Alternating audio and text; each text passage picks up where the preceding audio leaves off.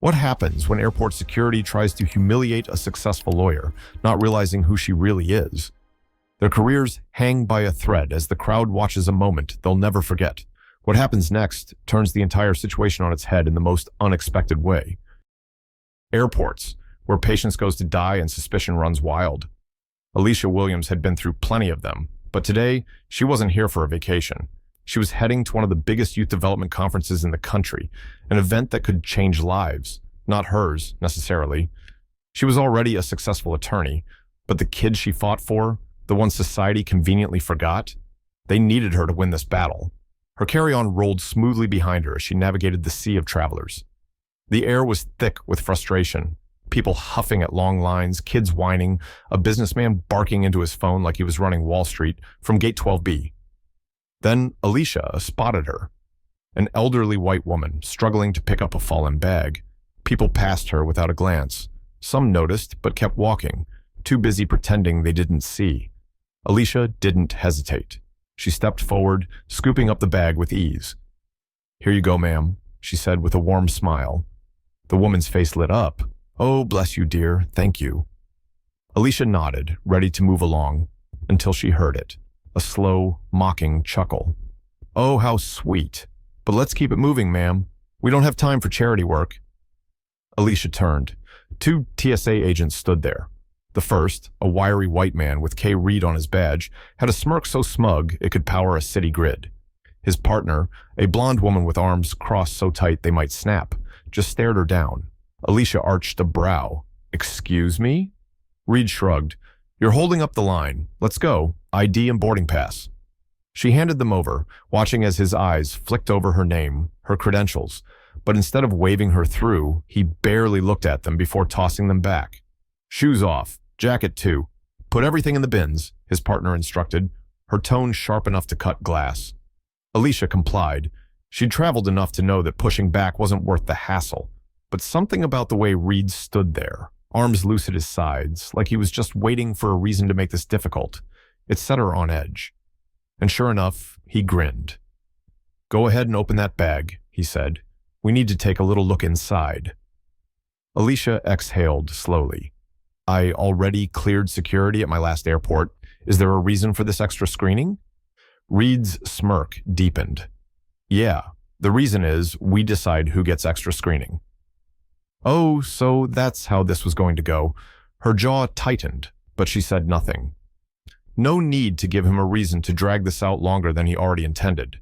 She unzipped her bag, stepping back as Reed dug through it with exaggerated slowness. He rummaged through her neatly packed clothes, pulled out her jewelry case, and let a delicate gold chain dangle between his fingers. "Nice," he mused. "You sure it's yours?" Alicia felt heat rise up her neck. Around her, other travelers had started to notice.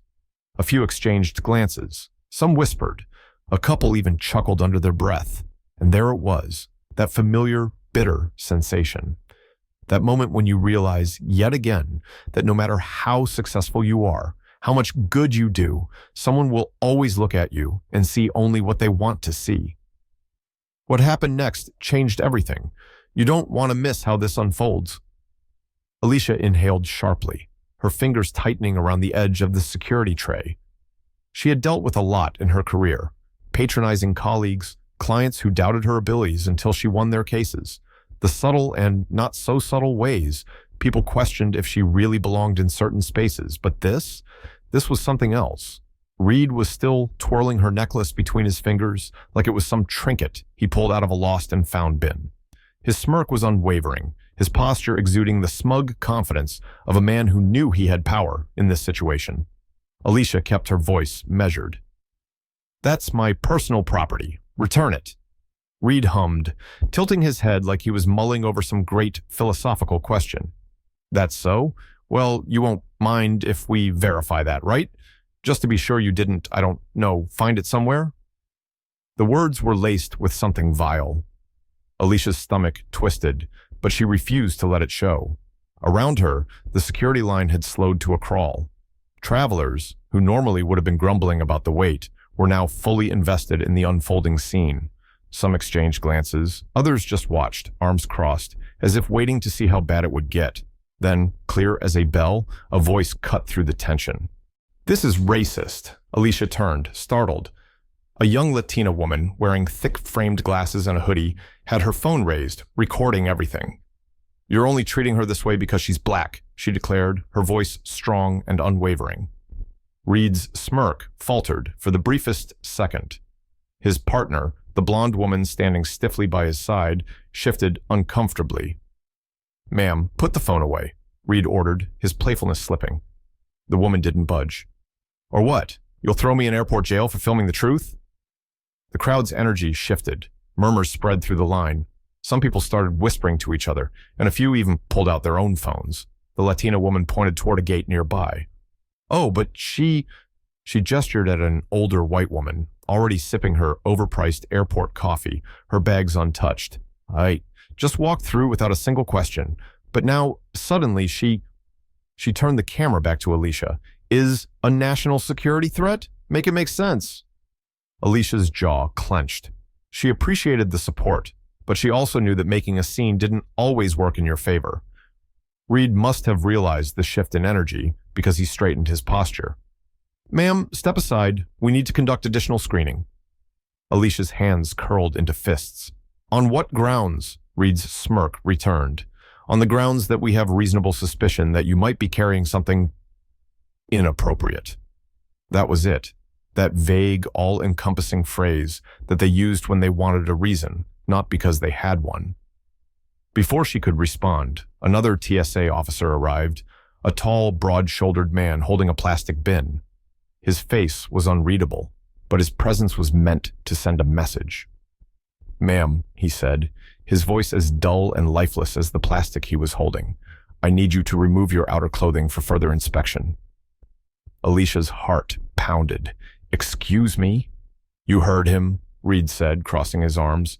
"Either comply or we detain you for non-compliance. Your choice." A hush fell over the crowd. Alicia's pulse roared in her ears.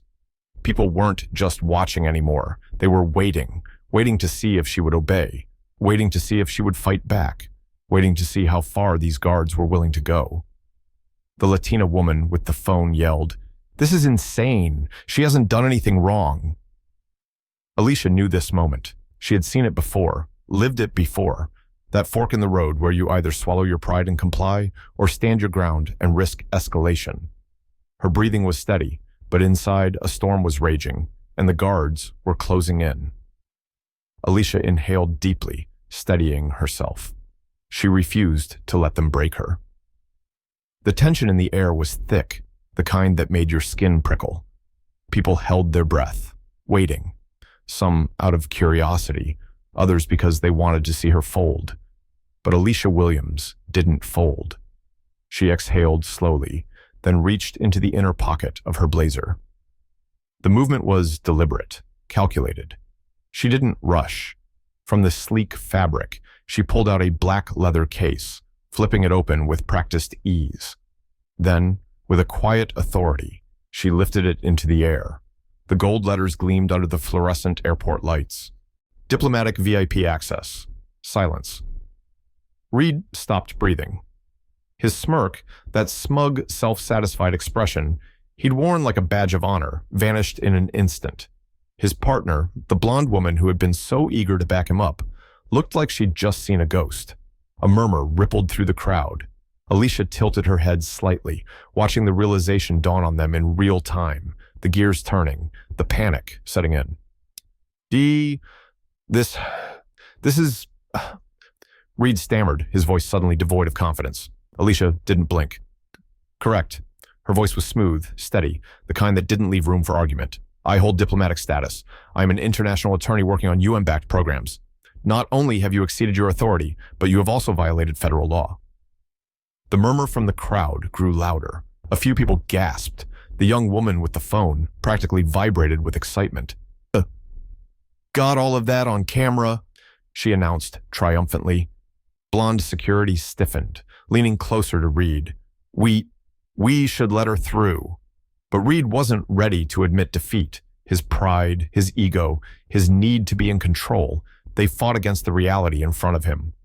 "That doesn't change the fact that..." "Oh, but it does." Alicia took a step forward, meeting his eyes head-on. "It changes everything, and believe me, you will be held accountable for this." Reed swallowed hard. His jaw twitched. For the first time since this entire ordeal began, he was the one under scrutiny. The weight of the moment pressed down on him. The crowd wasn't just watching her anymore. Now all eyes were on him. Miss Williams, you are free to proceed. His voice was small, defeated. Alicia took her time gathering her things, making sure to carefully place her necklace back where it belonged. The power shift was undeniable. As she stepped forward, the sea of travelers parted for her. Their gazes were different now, no longer filled with pity, no longer detached. There was admiration, respect. And just as she was about to leave, she heard someone behind her mutter under their breath, just loud enough for Reed to hear, "Well, buddy, you just ruined your career." A slow, knowing smile curved Alicia's lips. Today had been a battle, and she had won.